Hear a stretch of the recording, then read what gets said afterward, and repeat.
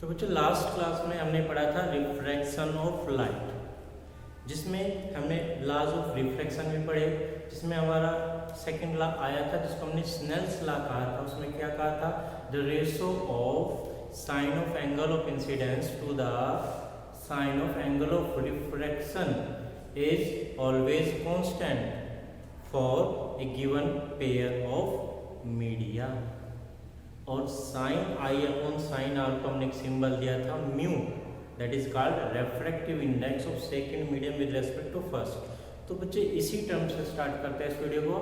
What do you mean by refractive index of a medium? क्या होता है बच्चे रेफ्रैक्टिव इंडेक्स?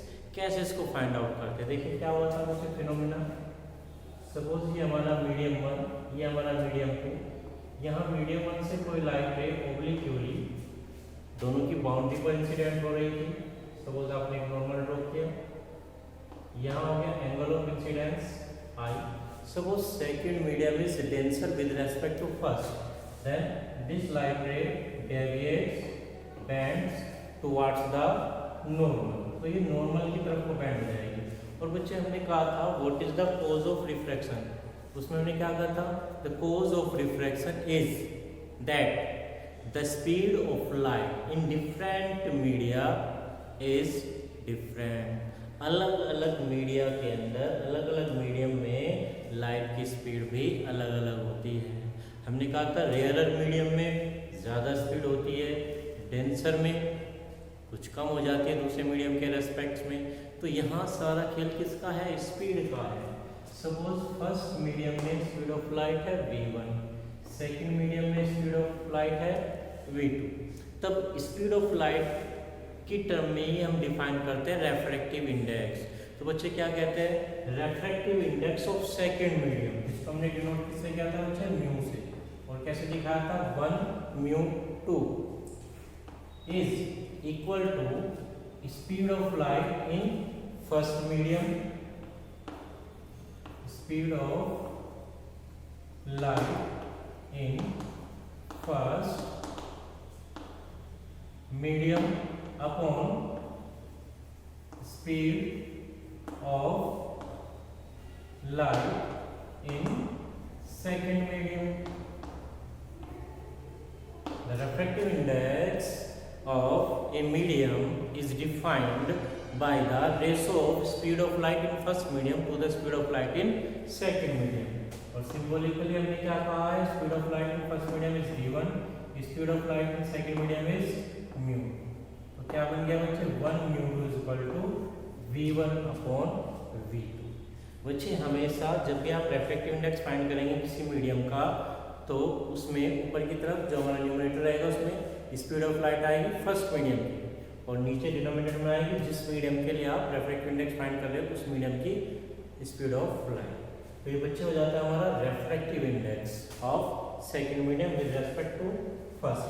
यहीं पे बच्चे एक टर्म और आती है एब्सोल्यूट रेफ्रैक्टिव इंडेक्स। ये क्या होता है बच्चे? बिल्कुल सिंपल है, इसमें घबराने वाली कोई बात नहीं है, कोई नई टर्म नहीं है, वही है रेफ्रैक्टिव इंडेक्स। लेकिन चेंज क्या आएगा? If first medium is air. अगर अब लाइट रे एयर से किसी दूसरे मीडियम में ट्रेवल कर रही है, then the refractive index of second medium is called absolute refractive index. क्योंकि बच्चे हम कंपेयर करते हैं, everything is relative in this world. सभी चीज़ें एक दूसरे से रिलेट करती है, और कंपैरिजन के थ्रू ही हम ऑब्जेक्ट्स को बताते हैं कि कौन किससे ज़्यादा है या किससे छोटा है। तो बच्चे यहाँ भी कंपेयर किया गया एयर के साथ, क्योंकि हम एयर के रेफ्रैक्टिव इंडेक्स को कंसीडर करते हैं 1। तो हम जो भी कंपैरिजन करेंगे, किसी भी मीडियम के रेफ्रैक्टिव इंडेक्स को कंपेयर करेंगे, तो वो क्या आएगा? एयर के रेस्पेक्ट में आएगा। और जब एयर का हमने कितना कंसिडर किया है 1, तो 1 के रेस्पेक्ट में जब आप कंपेयर करोगे तो एक वही नंबर आ जाता है। तो हम कहेंगे refractive index of a medium with respect to air is called absolute refractive index. Suppose इसी में मैं कह दूं कि अगर ये मेरा मीडियम एयर है और एयर में स्पीड ऑफ लाइट हम किससे डिनोट करते हैं? c से डिनोट करते हैं। सपोज सेकंड मीडियम में हम स्पीड ऑफ लाइट किससे डिनोट करते हैं? v से। तब v1 v2 की तो जरूरत नहीं है, केवल आप v2 को क्या करेंगे? v V से डिनोट कर देंगे। तो absolute refractive index of a medium is denoted by mu और n सिंपली क्या हो जाएगा बच्चे, speed of light in air और speed of light in given medium, जो भी आपके पास मीडियम गिवन है। तो क्या हो जाएगा बच्चे, mu equal to c upon v। मैंने कहा था लास्ट वीडियो में बच्चे म्यू को कुछ बुक्स में n से भी डिनोट करते हैं, तो आप चाहे तो उसको n से भी डिनोट कर सकते हैं, म्यू भी रहने दीजिए। तो जब भी एयर के रेस्पेक्ट में किसी मीडियम के रिफ्रैक्टिव इंडेक्स की बात की जाएगी तब आपका रिफ्रैक्टिव इंडेक्स क्या कहलाएगा, एब्सोल्यूट रिफ्रैक्टिव इंडेक्स। ठीक है बच्चे, इस फॉर्मूले के बेसिस पर कोई ना कोई न्यूमेरिकल एग्जाम में जरूर आ जाता है। वो या तो रिफ्रैक्टिव इंडेक्स पूछता है बच्चे, कहता है speed of light in air is 3 × 10⁸ metre per second and speed of light in glass suppose कुछ भी कह देते हैं, suppose 1.5 × 10⁸ metre per second, then what is the refractive index of glass. या फिर नॉर्मल जो क्वेश्चन पूछा जाता है वो पूछा जाता है speed of light in a medium. तो उस क्वेश्चन में आपको गिवन क्या होगा बच्चे, देखते हैं, छोटा सा एग्जांपल करते हैं। क्वेश्चन में आपको गिवन होगा speed of light in air 3 × 10⁸ metre per second and refractive index for glass is 1.5, then what will be the speed of light in glass medium। तो बच्चे फॉर्मूला क्या है, mu equal to c upon v। तो v equal to क्या हो जाएगा, c upon mu, therefore v equal to c upon mu means 3 × 10⁸ metre per second upon 1.5 क्या आ गया बच्चे, 2 × 10⁸ मीटर पर सेकंड। तो इस तरह का क्वेश्चन बड़ा नॉर्मल होता है बच्चों, जो एग्जाम में आ जाता है। तो इस क्वेश्चन को करते हुए चलेंगे बच्चे।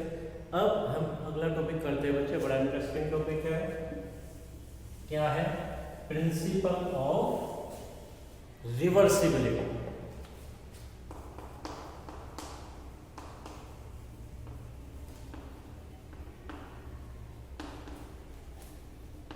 रिवर्स से बना है रिवर्सिबिलिटी, रिवर्स होने की एबिलिटी। पहले बच्चे एक डायग्राम बनाता हूँ फिर आपको बताता हूँ कि क्या होता है। सपोज ये मेरे पास बच्चे दो मीडियम है, मीडियम 1 एंड मीडियम 2 से medium 2 is denser with respect to 1। Suppose a light ray OA is incident on the boundary at point A। अभी मैंने कहा medium 2 is denser with respect to medium 1, then the light ray bends towards the normal से A B। यहाँ ये reflect हो गया, angle of incidence is I, angle of refraction is R। अब बच्चे देखिए क्या करते हैं, अब आप ऐसा कीजिए, जो ये हमारी रिफ्लेक्ट होने वाली लाइट रे है इसके पाथ में एक सिंपल मिरर रख दीजिए और बिल्कुल ऐसे रख दीजिए कि दिस लाइट रे AB falls on the mirror perpendicularly, perpendicular incidence हो। और जब बच्चे परपेंडिकुलर इंसिडेंस होता है तो आपको पता है एंगल ऑफ इंसिडेंस 0, तो एंगल ऑफ रिफ्लेक्शन भी 0 हो जाएगा। तो ये लाइट रे उसी डायरेक्शन में वापस चली जाएगी। तो बच्चे यहाँ B से A तक तो ऐसे ही आ गई। अब बच्चे जब ये लाइट रे मीडियम 2 से मीडियम 1 में जाती है तो क्या देखा गया है कि ये लाइट रे उसी पाथ को फॉलो करते हैं जिस पाथ से ये आ रही होती है। यही प्रिंसिपल आपका क्या कहलाता है बच्चे, प्रिंसिपल ऑफ रिवर्सिबिलिटी। रिवर्स हो गई ना बच्चे, जिस डायरेक्शन से जा रही थी उसी डायरेक्शन में वापस चली गई। मीन्स अगर कोई लाइटें रिफ्रैक्ट हो रही है, रिफ्लेक्ट हो रही है और उसके पाथ को आप रिवर्स कर दे तो लाइटें अपने इनिशियल पाथ को ही रिट्रेस कर लेती है। This principle is known as principle of reversibility. If the path of a light ray is reversed, which is refracting or reflecting, refract भी हो रही है, रिफ्लेक्ट भी हो रही है, और ऐसा नहीं कि एक ही बार रिफ्लेक्शन या रिफ्रैक्शन हो, कितने भी टाइम्स हो जाए, बार बार अलग अलग सरफेस से वो रिफ्लेक्ट हो रही है, रिफ्लेक्ट हो रही है, और कहीं भी जाकर के उसके पाथ को आप रिवर्स कर दें तो वो ठीक उसी पाथ को फॉलो करते हुए वापस आ जाए। तो क्या कह रहा था बच्चे में, जो हमें यहाँ पर सेंटेंस लिखना होगा प्रिंसिपल ऑफ रिवर्सिबिलिटी में, क्या कहेंगे, इफ ए लाइट रे,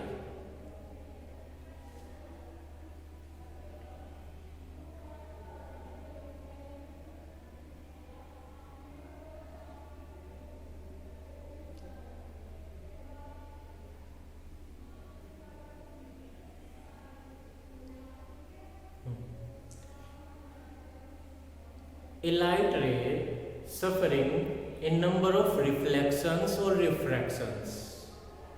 A light ray suffering a number of reflections or refractions. If its path is reversed, then it retraces its initial path. This phenomena is called principle of reversibility. यहाँ से बच्चे में एक important relation बनेगा, उसको देखते हैं। यहाँ करते हैं बच्चे, फॉरवर्ड पाथ, जब लाइट रे ओ ए बी जा रही है, मीन्स ओ ए बी, तो क्या करेंगे बच्चे, फ्रॉम स्नेल्स लॉ अप्लाई कर दीजिए। क्या होगा, sine I upon sine R is equal to mu 1 to 2, refractive index of second with respect to first. Now for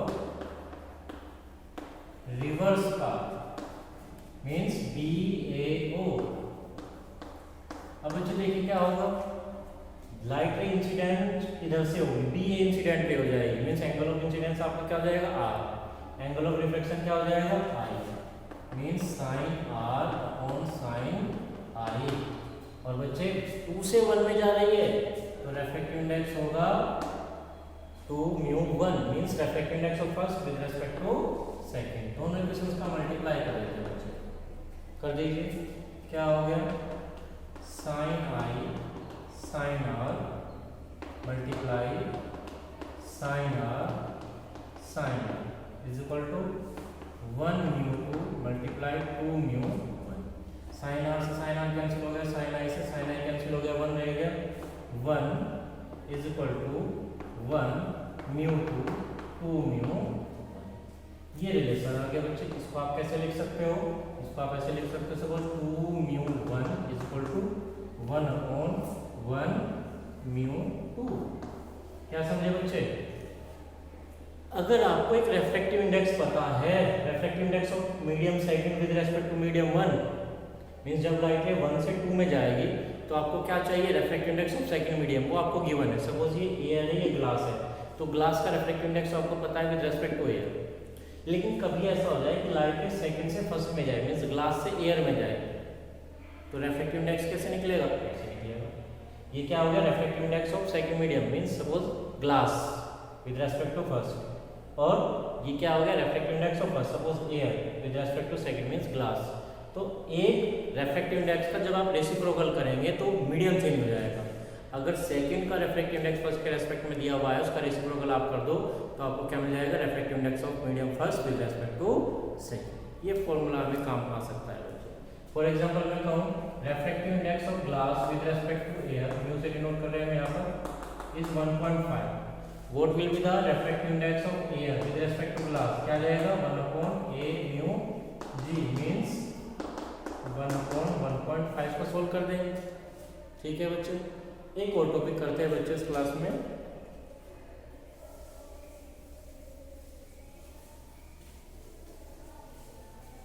ये क्वेश्चन भी बार बार एग्जाम में पूछा गया है, कभी कभी तो केवल ऑब्जेक्टिव टाइप में पूछा गया है, केवल एंगल सेलेक्ट करने के लिए। देखते हैं बच्चे क्या होता है, ये प्रैक्टिकल में भी हमारा होता है 10th क्लास में।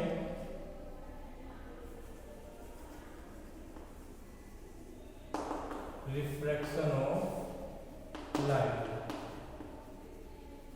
Through a rectangular glass slab. एक रेक्टेंगुलर ग्लास स्लैब आपके पास है, उसके थ्रू आपको क्या फाइंड आउट करना है, रिफ्रैक्शन ऑफ लाइट। देखिए बच्चे एक डायग्राम बनाते हैं और जो यहाँ से रिजल्ट निकलेगा वो रिजल्ट हमारा इम्पोर्टेंट है, रिजल्ट पर ध्यान देंगे, उसी रिजल्ट का आपको 1 मार्क्स क्वेश्चन आ जाता है। कभी कभी केवल डायग्राम बनाने के लिए आता है, 2 मार्क्स में आ जाएगा डायग्राम। तो सपोज ये हमारे पास एक रेक्टेंगुलर ब्लॉक है ABCD। आप अपनी लैब में देख सकते हो कि हमें जो ग्लास के रेक्टेंगुलर ब्लॉक्स कुछ इस तरह के मिलेंगे बच्चे आपको रखे हुए। तो बच्चे सपोज एक लाइट रे, ये इसका इनिशियल पाथ है, light ray PQ first face AB पर इंसिडेंट हो रही है। Suppose first medium is air, second medium is glass and then final medium is also air. यहाँ पर एक नॉर्मल आप ड्रॉ कर दीजिए बच्चे, ये 1 कह देता हूँ मैं, इसको 2 कह देता हूँ, फिर इसको 1 कह देता हूँ। सपोज यहाँ हो गया बच्चे आपका एंगल ऑफ इंसिडेंस I। देखिए हमने कहा है glass is denser with respect to air. तो जब भी लाइट रे एयर से glass means rare to denser जाएगी तो क्या होता है, टुवर्ड्स द नॉर्मल बैंड हो जाती है लाइट रे। तो ये रिफ्रैक्टेड रे नॉर्मल के साथ एंगल बनाएगी, इसको हम क्या कहेंगे, एंगल ऑफ रिफ्रैक्शन R। अब बच्चे ये सेकंड फेस पर इंसिडेंट हो रही है DC पर, यहाँ पर आप एक नॉर्मल ड्रॉ कर दीजिए। अब बच्चे देखिए ये AB और DC कैसी है, पैरेलल साइड्स हैं। ये कोई ट्रांसवर्स लाइन आ गई जिसको इंटरसेक्ट कर रही है, इसको हम दे देते हैं नाम RQR, ट्रांसवर्स लाइन है। तो यहाँ दोनों एंगल कैसे होंगे, इक्वल हो जाएंगे ड्यू टू अल्टरनेट एंगल। अब बच्चे देखिए ये हमारा ग्लास, बाहर एयर, ग्लास क्या है डेंसर मीडियम, एयर क्या है रेयरर मीडियम। तो ये डेंसर टू रेयरर जा रही है, तो क्या होगी, अवे फ्रॉम द नॉर्मल चली जाएगी। और सपोज ये एंगल आपका आ गया E से दिखा लेते हैं इसका, फिर इसको I डैश से दिखा लेते हैं, E फॉर इमरजेंस। तो बच्चे क्वेश्चन क्या आता है कि angle of incidence and angle of emergence are equal, दोनों एंगल्स इक्वल है, ये हमें प्रूव करना है। Means incident ray and refracted ray both are parallel. जब ये रिफ्रैक्ट होकर बाहर निकल जाती है तो वो लाइट रे भी कैसी आती है, पैरेलल रहती है इंसिडेंट रे। ठीक है बच्चे, देखते हैं। तो हमारा एम क्या है, angle I and angle E को इक्वल प्रूव करना है। चलिए बच्चे देखते हैं, यहाँ पर बात करते हैं। Apply Snell's law at point Q, क्या हो जाएगा बच्चे, sine I upon sine R। क्या हो गया, refractive index of second with respect to first, mu 1 to 2। ठीक है बच्चे, अब आप आ जाइए at point R, at point R। यहाँ भी स्नेल्स लॉ आप लगा दीजिए बच्चे, sine R upon sine E, sine R upon sine E is equal to, अब बच्चे 2 से 1 में जा रहा है तो क्या होगा 1, तो रिफ्रैक्टिव इंडेक्स कितना आएगा 1 का आएगा, मींस म्यू 2 से चल के 1 में पहुंची तो 2 म्यू 1, दोनों केसेस को मल्टीप्लाई कर दीजिए, 1 multiply sine I upon sine R multiply sine R upon sine E is equal to 1 mu 2 multiply 2 mu 1। ठीक है बच्चे, यहाँ R से साइन R कैंसिल होगा, sine I upon sine E। अभी बच्चे आपने लास्ट में पढ़ा था प्रिंसिपल ऑफ रिवर्सिबिलिटी। ठीक है, तो यहाँ 2 म्यू 1 आपका क्या बन जाएगा, इसको आप कर सकते हो 1 अपॉन 1 म्यू 2 कर दीजिए, तो ये कैंसिल हो गया, क्या रह गया 1। तो क्या आ गया बच्चे, sine I upon sine E is equal to 1। That means sin I is equal to sin E, और फाइनली आप क्या कह सकते हो, I is equal to E। That means angle of incidence is equal to angle of emergence। आपके दोनों angles equal आ गए, यही हमें प्रूव करना था। और इससे बच्चे एक बात और प्रूव हो गई कि incident ray and refracted ray are also parallel to each other, दोनों एक दूसरे के पैरेलल हैं। तो बच्चे मैंने कहा था इस तरह का डायग्राम बना करके भी आपको दे सकता है, आधा डायग्राम दे दिया, कंप्लीट करने के लिए भी आ सकता है, या एंगल कौन कौन क्या क्या होते हैं वो भी आप बता सकते हो। ठीक है स्टूडेंट्स, नेक्स्ट वीडियो में हम लेंसेज की बात स्टार्ट करेंगे।